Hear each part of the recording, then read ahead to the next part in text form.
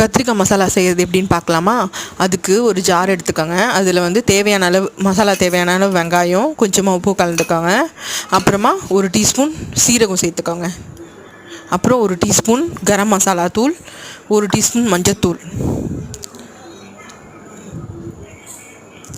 ஒரு டீஸ்பூன் மஞ்சத்தூள் சேர்த்துக்கோங்க. சேர்த்துட்டு அடுத்தது இது தேவையான அளவு வீட்டு மிளகாத்தூள் சொல்லுவாங்கள்ல, அது போட்டுக்கோங்க. அப்புறமா கசகசா நல்லா ஊற வச்சுட்டு போட்டுக்கோங்க. கொஞ்சமாக கசகசா தண்ணியில் ஊற போட்டுட்டு அதுக்கப்புறம் போட்டுக்கோங்க. ஏன்னா கசகசா சீக்கிரம் அரையாது. அதனால் அடுத்தது கைப்பிடி அளவு கருவேப்பிலை, கொத்தமல்லி இதெல்லாம் சேர்த்துக்கலாம். இருந்தால் சேர்த்துக்கலாம், இல்லைனாலும் பரவாயில்ல. இப்போ இதை அரைச்சி எடுத்துகிட்டு வந்துடலாம். மிக்ஸி ஜாரில் போட்டு அரைச்சி எடுத்துகிட்டு வந்துட்டு அதுக்கப்புறம் கத்திரிக்காவை நான் காட்டின மாதிரி இந்த மாதிரி நறுக்கிக்கோங்க. நல்லா ரொம்ப சின்ன சின்னதாக கட் பண்ணிடக்கூடாது. ஒரு கத்திரிக்காவை 4 துண்டாக கட் பண்ணி, அப்போ தான் மசாலா அதுக்குள்ளே நம்ம வைக்க முடியும். மசாலா எப்படி ஸ்டஃப் பண்ணுறதுன்னு நான் காட்டுறேன் பாருங்கள். இந்த மாதிரி 4 துண்டாக அரிஞ்சிட்டு மசாலாவை நல்லா அதுக்குள்ளார ஸ்டஃப் பண்ணணுங்க.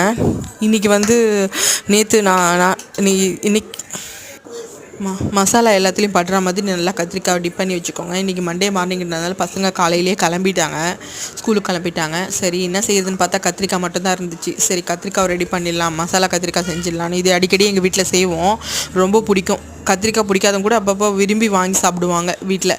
இந்த ஒரு தடவையாவது வீட்டில் ட்ரை பண்ணி பாருங்கள்.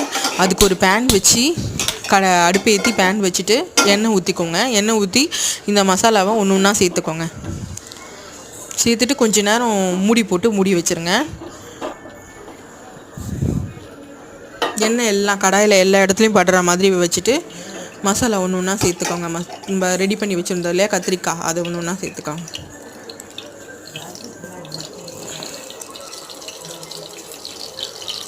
சின்ன சின்ன பசங்க கூட லஞ்சு ப்ரிப்பேர் பண்ணுறதுக்கு இது ஒரு நல்ல இதுவாக இருக்கும், லஞ்ச் காம்போவாக இருக்கும். நீங்கள் இதை மாதிரி ட்ரை பண்ணி பாருங்கள், பசங்களுக்கும் செஞ்சு கொடுத்து பாருங்கள், அவங்களும் விரும்பி கேட்டுகிட்டே இருப்பாங்க இந்த மாதிரி.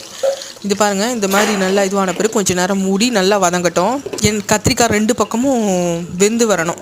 ஒரு பக்கம் வெந்தவுடனே இன்னொரு பக்கம் திருப்பி போடணும். இந்த பாருங்கள் நல்லா வந்துருச்சு மசாலாவோடு சேர்ந்து. கொஞ்சம் லைட்டாக அழுத்தி விடணும். கத்திரிக்காய் வந்து அப்படியே ஸ்டிப்பாக நிற்கும் இல்லையா, அதனால் கொஞ்சம் நல்லா அழுத்தி விட்டோம் அப்படின்னா எல்லாம் வெந்து மசாலா நல்லா சேர்ந்து வருங்க. நல்லா டேஸ்ட்டாகவும் இருக்கும். இது ஒரு தடவை ட்ரை பண்ணி பாருங்கள். பிடிச்சிருந்தால் சப்ஸ்கிரைப் பண்ணுங்கள், லைக் பண்ணுங்கள், ஷேர் பண்ணுங்கள், சப்ஸ்கிரைப் பண்ணுங்கள். ஓகே, மசாலா கத்திரிக்காய் ரெடி ஆயிடுச்சு. இன்றைக்கி இது தாங்க லஞ்சு.